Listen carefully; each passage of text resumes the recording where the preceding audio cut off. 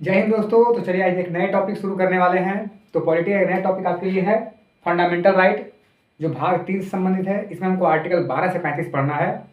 हम लोग इस पर इन डेप्थ चर्चा करेंगे। ये वीडियो 4-5 सेशन में आएगा, 4-5 भागों में आएगा, तो उसको आराम से आप देखिएगा। अब बात करते हैं कि फंडामेंटल राइट, ठीक है, जिसको बोलते हैं मौलिक अधिकार। तो ये हमारे संविधान में दिया हुआ है, भाग 3 से संबंधित है। लेकिन पहले पढ़ने से पहले जानना पड़ेगा कि एक्चुअली हुआ क्या था, कैसे आया था। तो बात समझिए, हुआ ये था कि प्राचीन काल में, ठीक है, भारत में ऐसा नहीं है कि हमें मौलिक अधिकारों का चर्चा नहीं मिलता है या मौलिक अधिकारों का हमको जिक्र नहीं मिलता है।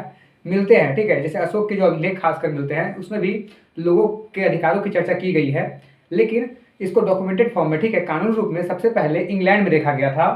ध्यान रखिए दोस्तों, तो 1215 में, ध्यान रखिएगा 1215 में, ठीक है, इंग्लैंड के राजा, ठीक है ना, इंग्लैंड के राजा हुए जिनके द्वारा, ठीक है, जिनके द्वारा क्या किया गया, इंग्लैंड के लोगों को क्या दिया गया दोस्तों, तो अधिकार पत्र दिया गया। उसको बोलते हैं रॉयल चार्टर दिया गया, मैग्ना कार्टा दिया गया। रॉयल चार्टर मतलब क्या होता है दोस्तों, एक घोषणा किया गया। रॉयल चार्टर, चार्टर का मतलब होता है घोषणा करना, ठीक है, और रॉयल मतलब राजा का घोषणा पत्र था, जिसमें लोगों को मैग्ना कार्टा जारी किया गया। ठीक है, लोगों के लिए क्या जारी किया गया दोस्तों, मैग्ना कार्टा। मैग्ना कार्टा का होता है अधिकार पत्र। तो सबसे पहले इंग्लैंड से शुरुआत हुआ था मौलिक अधिकारों की परंपरा। वहीं से हमको छोटा मोटा अंश देखने को मिलता है, बाद में तो बहुत बड़ा हो गया, ठीक है, इसमें बहुत कुछ अब शामिल हो गया है। लेकिन सबसे जो प्रारंभिक हमको डॉक्यूमेंटेड फॉर्म मिलता है, वो मिलता है हमको इंग्लैंड से, ठीक है। और वहां पर राजा के द्वारा क्या किया गया था, रॉयल चार्टर के माध्यम से एक मैग्ना कार्टा जारी किया गया। मैग्ना कार्टा का तात्पर्य हो गया अधिकार पत्र, जो वहां की आम जनता को दिया गया था। ये तो हो गया। अब होता क्या है ना कि आगे चलकर इसी से प्रभावित होकर, ध्यान रखिए दोस्तों, आगे चलकर इसी से प्रभावित होकर फ्रांस में क्रांति होती है। फ्रांस की क्रांति देखने को मिलती है, इंग्लैंड की क्रांति देखने को मिलती है। और आगे चलकर फ्रांस की क्रांति किसी न किसी रूप में अमेरिका की क्रांति को प्रभावित करती है। ठीक है, आप लोग अमेरिकी क्रांति पढ़िएगा, आगे चलकर पढ़ाएंगे हम। तो अमेरिकी क्रांति को प्रभावित करती है, और वहीं से अमेरिकी संविधान में हमको मौलिक अधिकार देखने को मिलता है, स्पष्ट स्पष्ट की वहां लिखा हुआ है फंडामेंटल राइट। ठीक है, अब देखने को मिलता है। अब जब हमारे देश में जब संविधान का काम हो रहा था, तो उस समय जो हमारे जो संविधान निर्माता थे, वो देखते हैं कि अमेरिका में लोगों को कुछ फंडामेंटल राइट दिए गए। ध्यान रखिएगा दोस्तों, अमेरिका और भारत के फंडामेंटल राइट में क्या डिफरेंस है। तो अमेरिका का जो फंडामेंटल राइट है उसमें किसी प्रकार का रोक टोक नहीं है। लेकिन हमारे जो फंडामेंटल राइट हमको जो दिए गए, उसमें बहुत प्रकार का रोक टोक है। ठीक है, बहुत प्रकार का रोक टोक है। हम लोग आगे पढ़ेंगे कहाँ कहाँ रोक टोक है।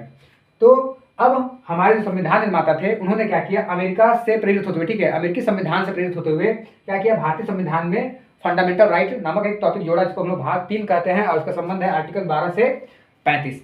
बात समझ में आ गया। अच्छा दोस्तों, एक बात यहाँ लिखा हुआ है कि क्या दोस्तों, नैसर्गिक अधिकार है। ध्यान रखिए दोस्तों, क्या लिखा हुआ है, नैसर्गिक अधिकार है। नैसर्गिक का मतलब होता है दोस्तों नेचुरल। ठीक है, ये क्या दोस्तों, नेचुरल राइट है। जब कोई व्यक्ति, आप पता होगा, जब कोई व्यक्ति जब जन्म लेता है, तो जन्म लेने के साथ ही उसको अधिकार मिल जाते हैं, उसी को बोलते हैं फंडामेंटल राइट। कोई पूछेगा व्हाट इज फंडामेंटल राइट, तो इंसान को जन्मजात, इंसान अगर जन्म लिया और जन्म लेते ही उसको जो अधिकार मिलते हैं, उसको बोलते हैं फंडामेंटल राइट। लेकिन अभी अधिकार थोड़ा और बड़ा हो गया है। कोई बच्चा अगर जन्म नहीं लिया है अभी, है ना, अगर माँ के पेट में है वो, फिर भी उसको वो राइट मिल जाते हैं। चलिए, यहाँ तक बात समझ आ गया। तो नैसर्गिक अधिकार को क्या बोला गया दोस्तों, प्राकृतिक अधिकार। यानी कि मौलिक अधिकार कैसे है, तो प्राकृतिक अधिकार है। यहाँ तक बात क्लियर हो गया, नहीं क्लियर हो गया। अच्छा, एक यहाँ बात लिखा दोस्तों, वाद योग। बात समझिए दोस्तों, एक लाइन लिखा है वाद योग। वाद का मतलब होता है चर्चा करना। वाद का मतलब क्या होता है, चर्चा करना। और योग का मतलब क्या होता है, चर्चा करने लायक, चर्चा करने लायक। जैसे आप नहीं बोलते हैं कि आप अगर दो दोस्त है, तो कुछ आप अपने आपस में बात करते होंगे, तो बोलते होंगे नहीं यार, वो लड़का उससे बात करने का मन नहीं करता। क्योंकि उसे कुछ चर्चा करने का मन ही नहीं करता। क्यों, क्योंकि उससे कुछ बात करने जाओ तो उससे ढंग का बात ही नहीं करता है।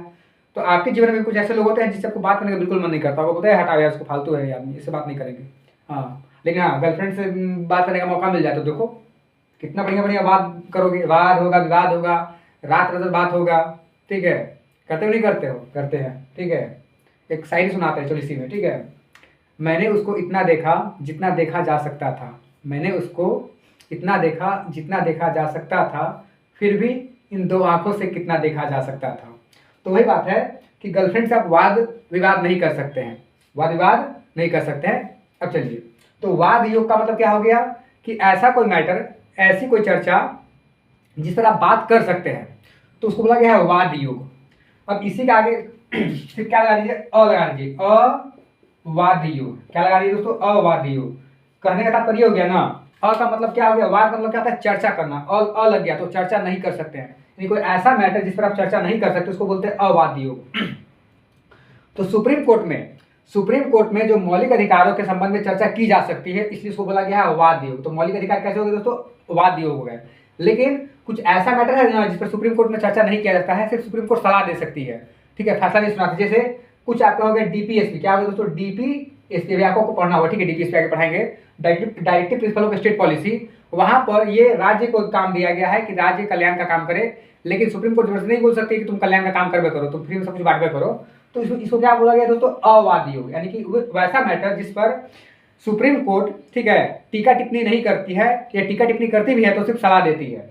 लेकिन अगर कोई वाद योग मैटर निकल गया, जैसे कोई डिवोर्स का केस हो गया, कोई क्रिमिनल केस हो गया, कोई हत्या का केस हो गया, तो कैसा हो गया, वाद योग, उस पर चर्चा होगा और तो सुप्रीम कोर्ट फैसला सुनाएगी, सुप्रीम कोर्ट हाई कोर्ट फैसला सुना सकता है, उसको लगा गया वाद योग। तो मौलिक अधिकार कैसे हो गए दोस्तों, वाद योग हो गए। अब बात समझिए, तभी तो जो फंडामेंटल राइट की रक्षा की बात कही गई है, तो उसका रक्षक कौन होगा दोस्तों, इसका रक्षक होगा आपका सुप्रीम कोर्ट और हाई कोर्ट। अर्थात मौलिक अधिकारों का उल्लंघन होता है तो उसका रक्षक कौन बनता है, सुप्रीम कोर्ट या हाई कोर्ट, यानी सिंपल सा बोल सकते हैं न्यायपालिका। कौन बनेगा दोस्तों, न्यायपालिका। अच्छा, एक बात कह रहे हैं, दो बात यहाँ लिखा हुआ है, ठीक है, दोनों बात का मतलब समझिएगा। लिखा हुआ है प्रतिबंध और निलंबन। देखिए, प्रतिबंध का मतलब क्या होता है कि प्रतिबंध लगा दी, इसने बोल दिया है तुम्हारा आज से यहाँ आना प्रतिबंध। जैसे पुरानी फिल्मों में होता था कि मैं तुमसे आज सारे संबंध तोड़ता हूँ, आज से मैं सारे संबंध तोड़ता हूँ, नहीं पुराना मूवी देखिएगा तो प्रतिबंध का मतलब क्या हो गया ना कि परमानेंटली बंद करना, परमानेंटली बंद करना, ठीक है। लेकिन निलंबन का मतलब क्या होता है, कुछ समय के लिए बंद करना। जैसे कभी कभी आप लोग स्कूल बदमाशी करते होंगे तो टीचर लोग क्या करते होंगे कि एक पीरियड के लिए तुमको बाहर भेज देते होंगे, जाओ एक पीरियड के लिए बाहर रहो, तो उसको बोलते हैं निलंबन करना। तो क्या बोलते हैं, निलंबन करना। और प्रतिबंध मतलब क्या होता है कि पूरा परमानेंटली स्कूल से बाहर कर दिए, उसको बोलते हैं प्रतिबंध करना। उसी प्रकार हमारे जो मौलिक अधिकार जो दिए गए हैं ना, उसको निलंबन करने का अधिकार, यानी कि कुछ समय तक रोकने का अधिकार, लोगों के मौलिक अधिकारों को कुछ समय तक छीनने का अधिकार राष्ट्रपति के पास है, ठीक है। राष्ट्रपति ये काम अकेले नहीं करते हैं, ये प्रधानमंत्री की सलाह पर होती है, ठीक है, जो मंत्रिमंडल में आगे पढ़ेंगे इंडेक्स में, तो उसकी सलाह पर करते हैं। लेकिन अगर मौलिक अधिकारों को खत्म करना है, पूरी तरह खत्म कर देना है, तो ये काम कौन करेगा दोस्तों, संसद, ठीक है।